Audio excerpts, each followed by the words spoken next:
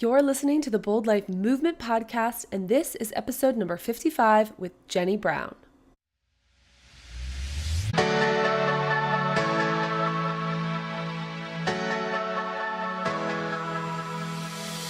Welcome to the Bold Life Movement Podcast. I'm your host, Kimberly Rich, and each week I bring you inspiring stories from real people to help you live a more passionate and intentional life. You'll learn how to up-level in everything from relationships, entrepreneurship and leadership, to spirituality, sexuality, and yes, even money. If you're interested in raising your game to be a better business owner, a better lover, and a happier, more fulfilled human, then you're in the right place. No more living on autopilot.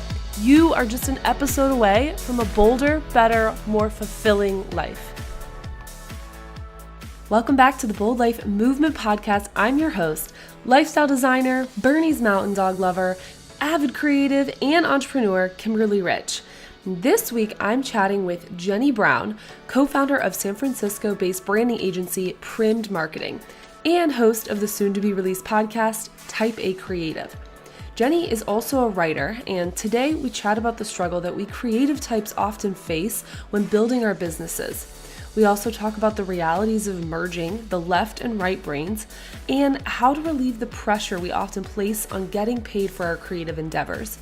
We cover why she went back to school for her MFA, despite feeling like you do not need a piece of paper to call yourself a writer, how her and her business partner formed their successful branding agency, and how you can create space in your life for your creativity to flow more effortlessly. I think you'll love getting to know Jenni as much as I did, so be sure to check out all the show notes at theboldlifemovement.com/055. And without further ado, please welcome the one and only Jenni Brown. Jenni, I'm super excited to have you on. I love what I've seen from Prim'd Marketing and what I've heard about your story, so I'm thankful that you came on today, and I'm really excited to get to know you. Yeah, thanks so much. I'm really excited to be here and to just have a great conversation today. Definitely. So we kind of have a similar story. You quit your job in 2011, and that was the beginning of discovering both your artist self and also your inner entrepreneur. Can you give us a bit of a background on what that looked like for you? Yeah, absolutely. I think the funny thing is the artist self has been maybe perhaps an identity that I've maybe not owned, but it's been around. Present. Like totally. When I was young, I was a writer. Like I had never written things, but I was a writer. My mom used to tell me, when you grow up, you're going to be a writer. Wow. So that always seemed like that was this destiny or this thing that's on its way to me somehow, So I felt comfortable there. Entrepreneur took me by surprise. And I don't know if part of it is my husband is in tech, where we live here in San Francisco. And when I thought of like entrepreneur, I thought of maybe that more startup. Totally traditional. You're going for funding. You want a hockey stick, growth map where you're hiring people like crazy. And I just couldn't really see myself running that sort of organization. So the entrepreneur side came a little bit as a surprise. And I guess I'll back up. My background is in tech advertising and marketing in the tech field. So I was working in LA, and then we moved here to San Francisco, and a lot of my background is in those sort of traditional tech companies. And it was in 2011 that I just realized, at the time, the business I was working for, their clients were like Toyota and Samsung and Ritz Crackers and like these huge companies. Yeah. And I just sort of realized that I don't care at all about making them more money. They're going to be all right. They're fine. And the impact of my work was nominal at best. And so I actually quit that job at the time with not really a plan of what I was doing. Mm. I just knew that like I could be doing something more creative and more purposeful. And sort of like the short version of that is what came into focus was going back to school to get my master's in fine art in writing. And this is the time that I said, I've never really given the writer a chance because that maybe my left brain has been pretty loud about like, how do you make money and how does a career actually work? So I went back to school and sort of started down the path of pursuing art and just seeing if I could get some training and maybe carve out a little space in my life to cultivate a creative practice and what that might look like. Along the way, I started a business on accident, but that's sort how of that usually plays out. Exactly. At first, I think, at first it was just some freelancing, and I have a business partner. So it was some freelancing and then just my business. We were actually in front of a client who was like, I'm not really sure who I pay. Oh, interesting. And we were like, hold on, let's start a business and, high five business. And so it wasn't really until maybe the second or third year of being in the MFA program and, writing and reading beautiful literature and just really being immersed in that I also realized, oh, this thing is a business. So I'm actually doing entrepreneurship and art, I guess. So going back just a little bit, the business that you all started is what it is today, Prim'd Marketing? Correct, yeah. Okay. And so did you stumble upon that because you were giving people consulting on their writing, or how did that sort of organically come to be? So when I started the program, I wanted to make a little money on the side. Mm-hmm. And it's interesting, like my husband is the same way, and I think this lends to this sort of left brain, right brain duality. I feel like I can't ever be married to one thing at once. I always need a mistress. So when I've had seasons in my life where I'm really toggled hard into like the right brain side and literature, I needed some sort of like left brain work to do. Totally. And so I got a job just working part-time at a small PR agency here in the Bay Area. And it was just a couple days a week, and it was a way for me to make some extra income while I was pursuing the degree.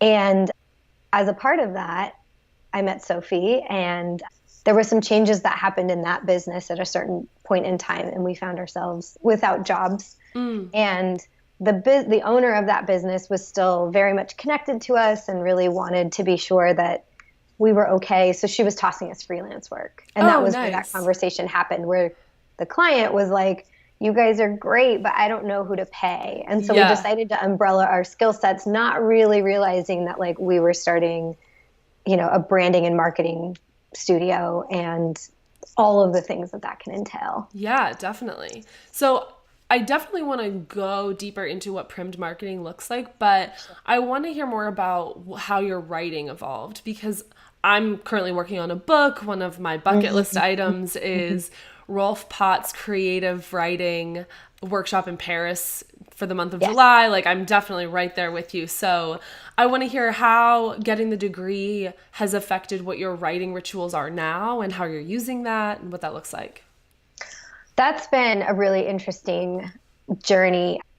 I think I don't know what your background is with writing, if you're coming to it with a sense of formal training or did you study it in school at all? No, it's just something that I've always enjoyed doing, and people have given me decent feedback on it. And I know an editor can polish up anything. Yeah. So the training interests me because I want to be better. I want to like dig deeper, and understand how to improve as a writer.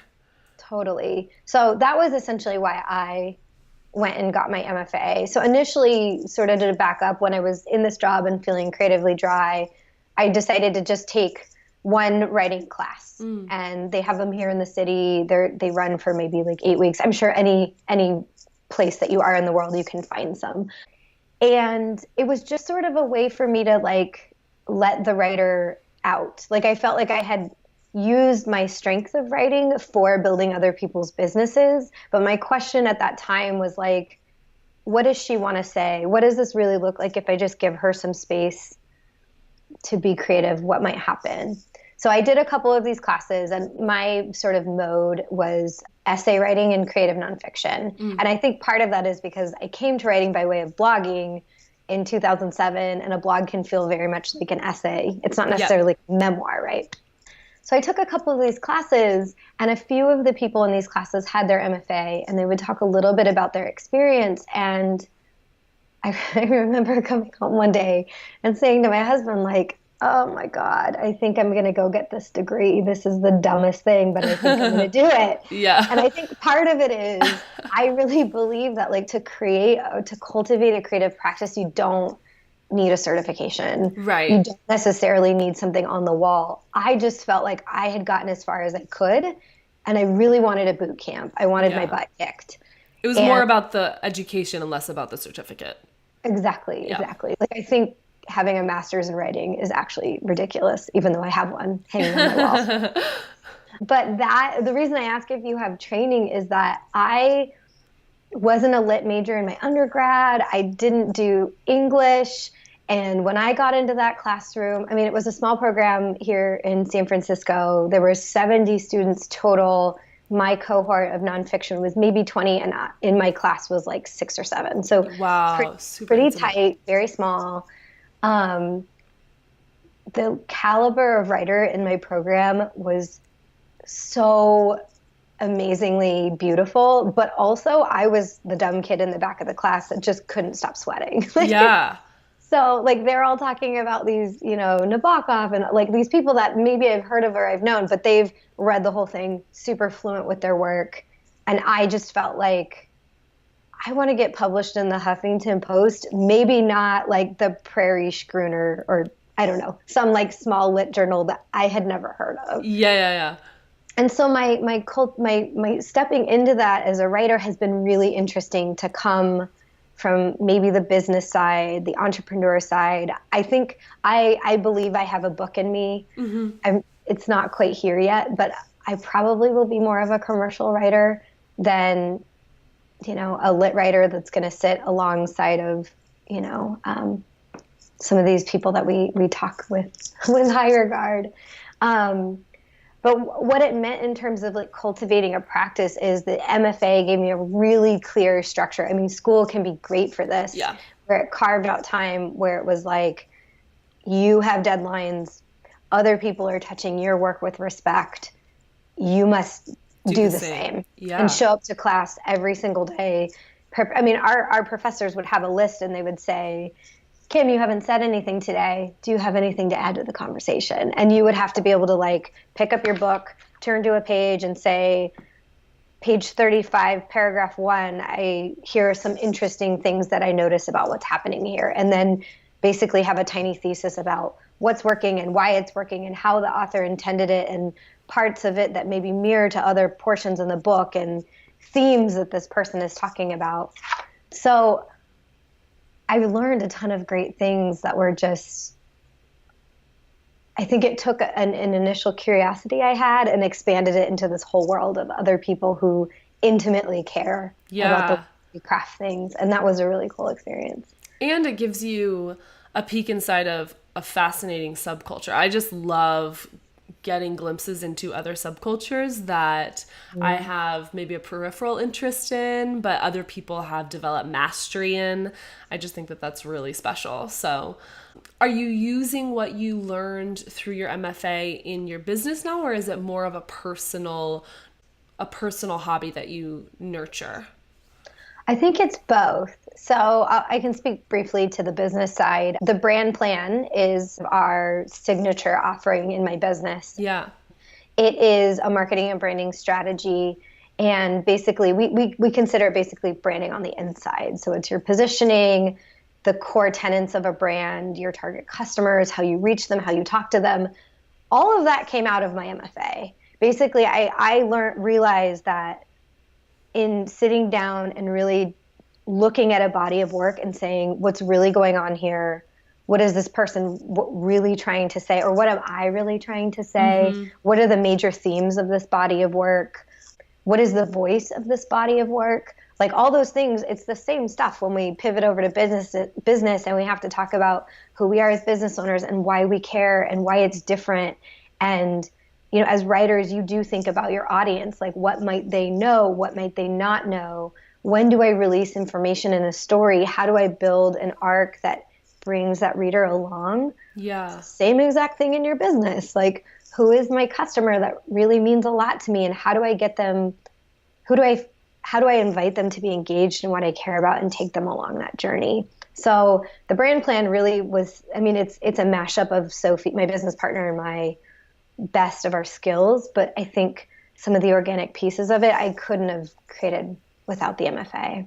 I love that parallel of thinking of the brand as your story, just as you would a book that is your story. Yeah, I love that. And as I'm hearing you say it, I'm thinking about the chapters I've written recently for my book, and they're all sort of their own baby, their own entity with the different lessons. And I tell stories from my life within each, but I'm trying to think about how I can thread an overarching story through the book, which is difficult. I mean, writing a blog post is a whole different beast versus writing a book, or I should say writing the book is the beast. But yeah, this is really helpful for me.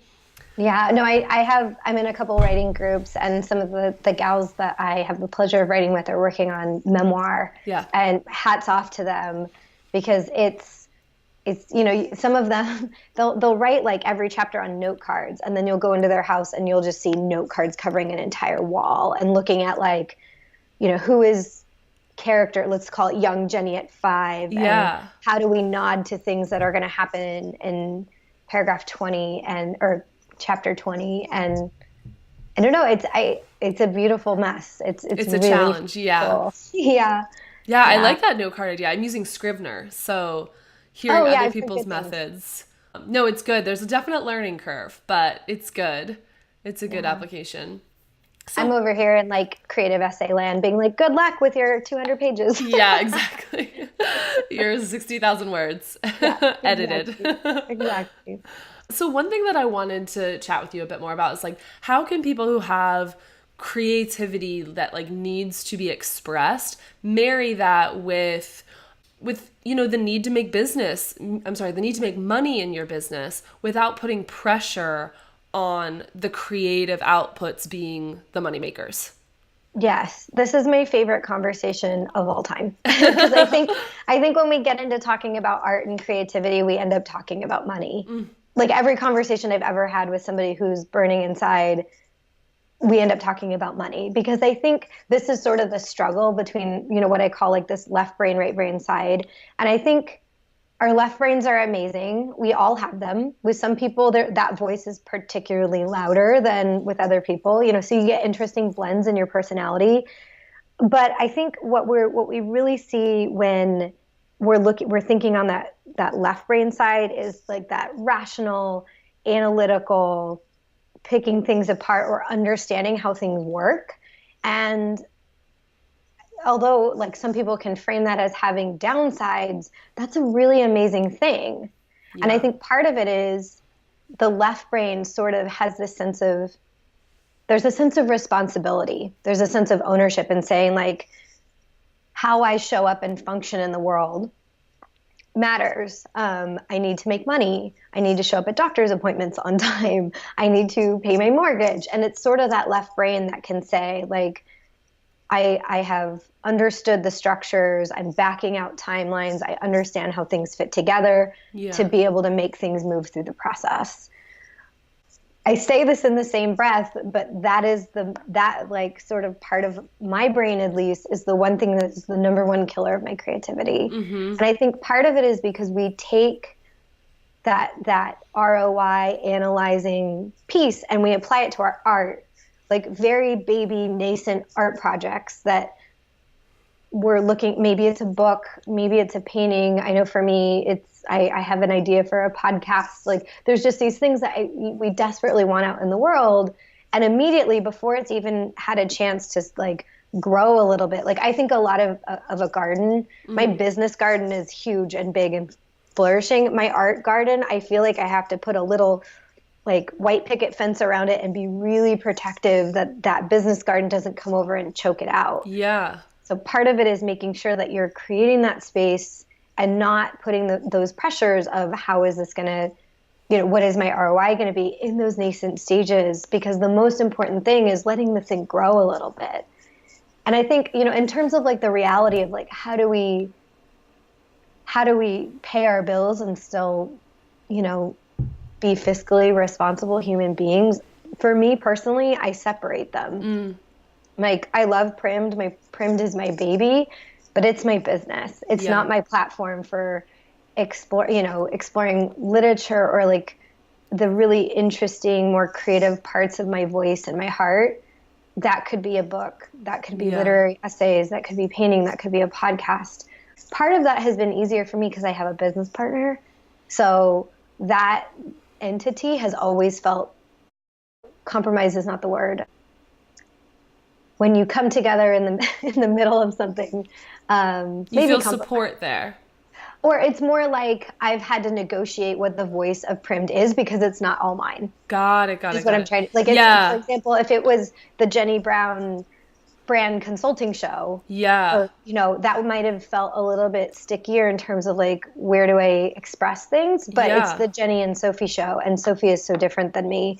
So that's been an easier place for me to have, sort of, there's some creativity there, but that's creativity for sale. Totally. That's not creativity for keeps. And creativity for keeps is a different thing. It needs breath and space and life and flow. Totally. Yeah. No, I think that's really interesting. And having the business partner, as a contrast to it just being the Jenni consulting show is something that allows you to also not have to feel so, am I being authentic? Am I expressed? Is it really me? Is it me who I am this month versus who I was last year when I started the business? It's more, are we still delivering on our clients, and are we still maintaining the brand promise that we're helping our clients to create? So I definitely see the benefit in separating the two. Yeah. And I think, this isn't like a sexy magical answer, but I think if there's somebody out there, because I know I've been here too, where there's something that's just burning to get out. So I've mentioned this idea. I'm flirting with the idea of a podcast. I've been trying to put this off for 6 months, and it's like a puppy. I feel like every time I sit down where I'm like, okay, now I'm going to be Jenni the artist, and I'm going to write. The podcast is like licking my face, and its tail is waggling. It's like, come play. This is going to be so fun. And so like my advice is, if you're in that spot where you have an idea that's just like waggling at you, just do it. Yeah. It's not like there's no like magic bullet of like, how do you maintain that? It's just deciding it's important enough, and for me, it was having to sit down and say to myself, and I said this to my husband, but I was talking to myself. This idea is important enough where I'm going to spend my time. I might even spend some of our money, and it may never pay us back. And that's okay. Yep. And I think for me that was a really difficult thing to like say out loud and then feel okay about. I probably still have some junk feelings. I had a lot of junk feelings about getting my MFA. Right. It's a private school here in San Francisco. It was not cheap. And, like I look at what I've done there, and I can't guarantee that I'm going to sell an amazing novel that's going to turn into a movie and I'm going to be the next Cheryl Strayed. That may never happen for me. Right. So some of it, I think, is deciding that your art is important and it matters, and people need to hear it and see it and experience it and touch it. And it has value that may not show up in the form of dollars in your bank account. Yep, totally.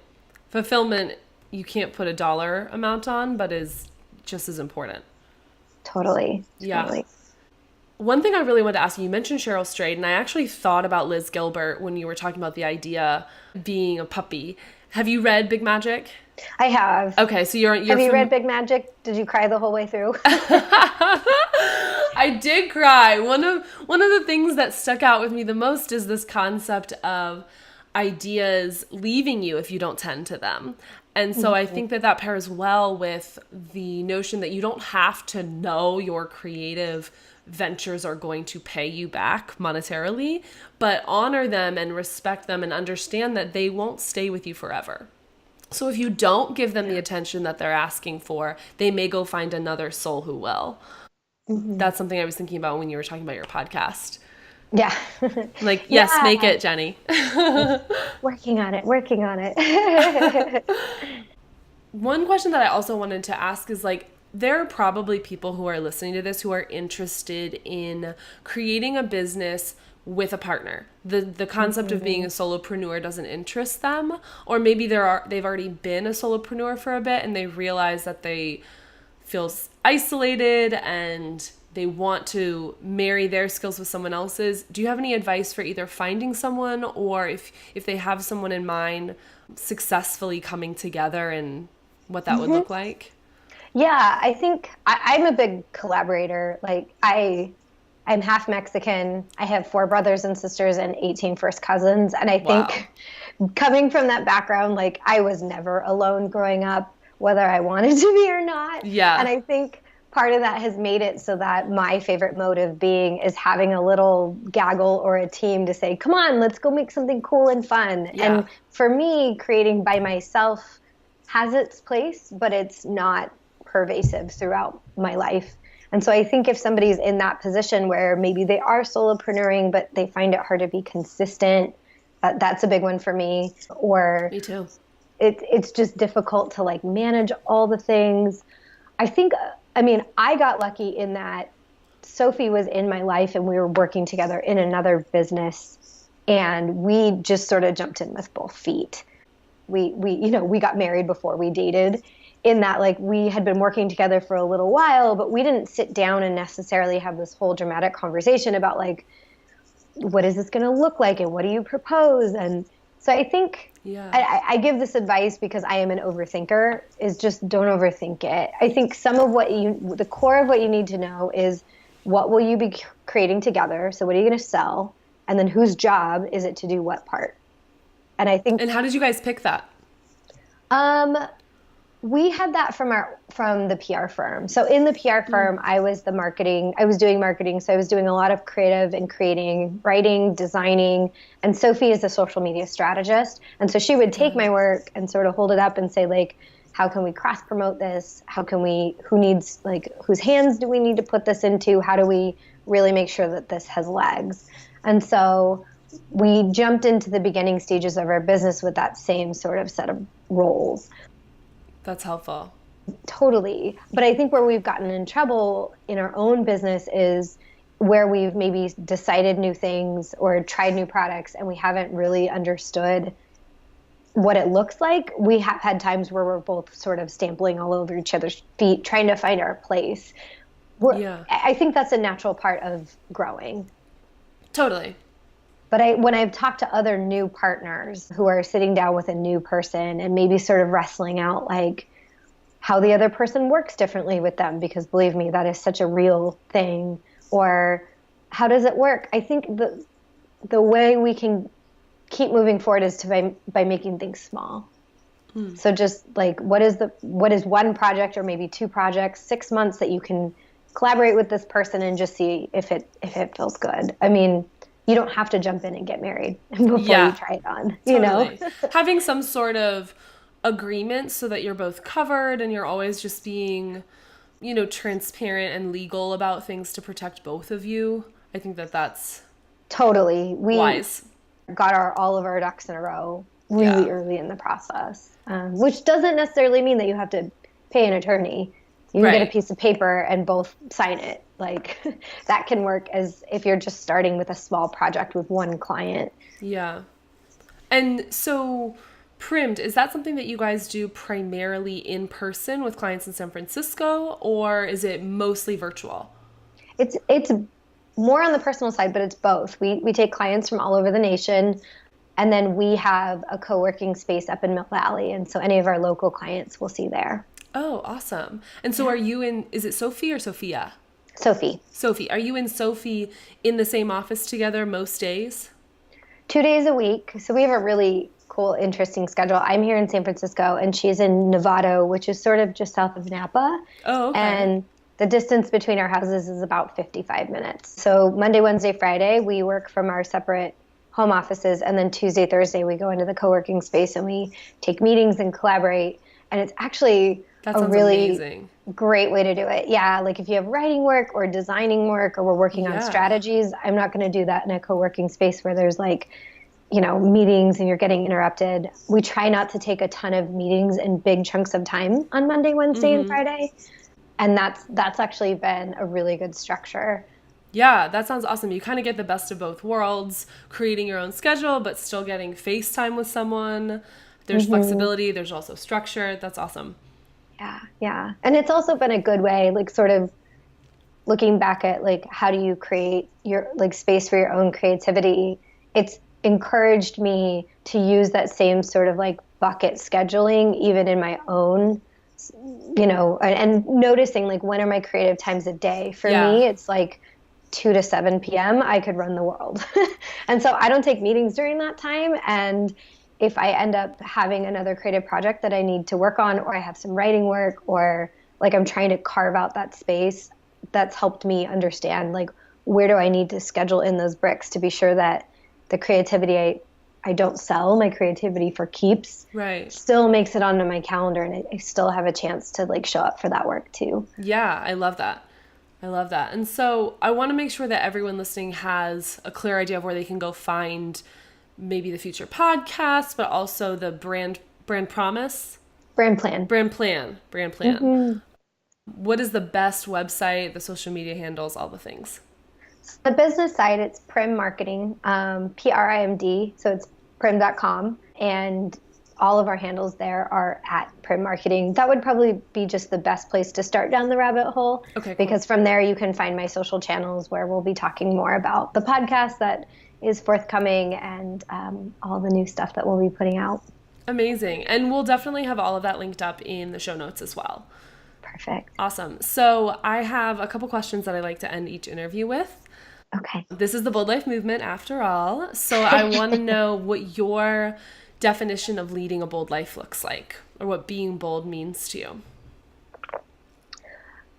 So I have this joke that I say at my husband all the time. I always tell him, and this has become a joke at all of our friends, but I'm always saying at him, like, whatever, I do what I want. Which I get that. Not the type of person who would ever tell me what to do. But I think I say it as much to him as I am to myself. Yeah. It's reminding my left brain, or like that, maybe not the left brain, but the naggy part of you that has these sense of like shoulds and oughts. Like, Yep. Don't forget to like take off your shoes and run in the grass and do what you want, because if we sort of follow the short and narrow, or the businessy side of the world forever, we don't make space for the things we really care about. Yeah. So do what you want. I love that. Love that. One of the working titles for my book that I don't even think I've said publicly is Do You. and then a more explanatory subtitle, of course. But it's a self-help book all about like bold moves for a better life. So I'm right on board with you. Yep. Cool. And so whether this is related to your business or your life, I want to know, what is your why? My why, this took me a long time to get to, which is interesting because I do this for other people professionally. Yep. But personally, my why is, it comes back to living a creative life, or living a life out of my creativity. So when I think of like, what is success? What is the biggest thing I want? It's a life where I'm using my creativity to like move through the world, whether that's creating things for keeps, creating things for sale, and I'm bringing people along the way on the journey. So that's the collaborative part, right? So finding other people who are interested in either collaborating on cool things with me for business, or creating beautiful things just for fun. I think that's the best life we can think of. Yeah, I totally could jam out with you on that. I was talking to a friend recently, and we realized that like the times in our life where we felt the most stuck and just icky and all that was when we weren't creating anything, whether it was for our business or just crafting, like one of my favorite things to do is get a glass of red wine and just do watercolors. Or I made a leather journal recently because learning leatherworking seemed really important at the time. Well, it is. I mean, I think that's the funny thing is when I've been in jobs where I've been super dead, you know how like Facebook will give you the, like what you were doing a year ago. Time hop. I have one season that will come up where I was cooking like crazy, like making all these crazy elaborate meals on a Wednesday. And I was like, oh, that was the year that I was creatively stifled. Yes. Yeah. Something had to get out. Exactly. So it'll find its way to you, whether it's leatherworking or not. I love that. Well, Jenni, thank you so much. Again, we'll have all of these things that we talked about linked up in the show notes. And it was so awesome getting to know you. We'll have everyone head over to Prim'd Marketing and check that out. Perfect. Thanks so much. Thank you. That is a wrap. Big thank you to Jenni for coming on today. If you liked today's episode and you know someone in your life who has been struggling to balance their professional goals with their creative desires, go ahead and hit that share button in your podcast app. As usual, I love hearing from you. So if you share it out on Twitter now, be sure to tag me. That's at Kimbos_slice. KIMBOS_slice. Thanks again for listening to episode 55 with Jenni Brown. I will catch you next week.